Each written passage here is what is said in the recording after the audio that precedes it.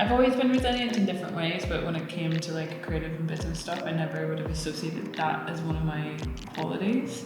But I think like starting a business in the pandemic and like really going for something and learning that I am, but it's a practice, because it's a matter of like showing up every single day and telling myself that I can do it, even though I feel like I have so many different things going on, and just making it to the next project and like making sure I give 100%. But I think it can look in so many different ways.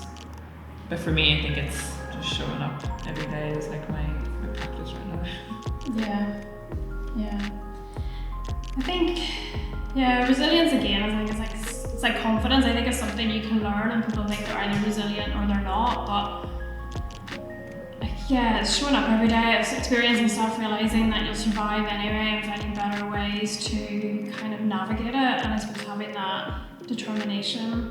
I mean, the number one thing that will set you apart whether you succeed or not is having that determination and kind of showing up. And I think alongside that, being able to, I suppose, turn up every day, but also find a way to balance it and enjoy it and learn from what you're doing, so that you can continue it for like a long period of time and enjoy it. And I think definitely it's like confidence. You just get more resilient as you do more stuff, and you realise you can cope with more stuff, and bad things happen and you can cope with it. And I think this year has taught like a lot of people that they can cope with more than they thought they could. I think in a way, running a business over the last year has been really fortunate, because you've had to kind of keep moving and keep adapting, and I think it's been more difficult for people to be resilient that are stuck at home without anything really to focus on, because they haven't really had that to kind of show them that they can, I suppose, navigate through it. And I feel like it's easier to be resilient when you're in motion. Yeah. Because you don't have a choice. Yeah, exactly. You don't have a choice. You've got clients, so you have to make decisions. You've got to move on, and like this whole year has just been like making decisions. Everything's a judgment call, and you might get it right, you might get it wrong, but you just have to do it and move on to the next day because you do something else. And the whole, I suppose, everything is like changing so like rapidly that the speed that you've had to make decisions is literally so quick.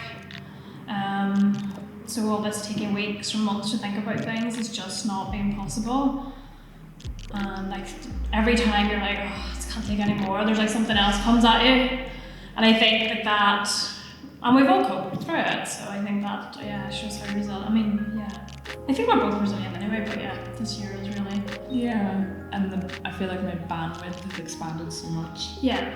And the pace of how much I'm learning is like, but I'm so grateful for it, because if I did this before the pandemic, I don't think I would push myself as hard, because I'd still have that kind of like, just like take my time and do it slowly, where like I feel like I've been going really hard at it, and I feel like I've made so many accomplishments in such a short amount of time. Yeah.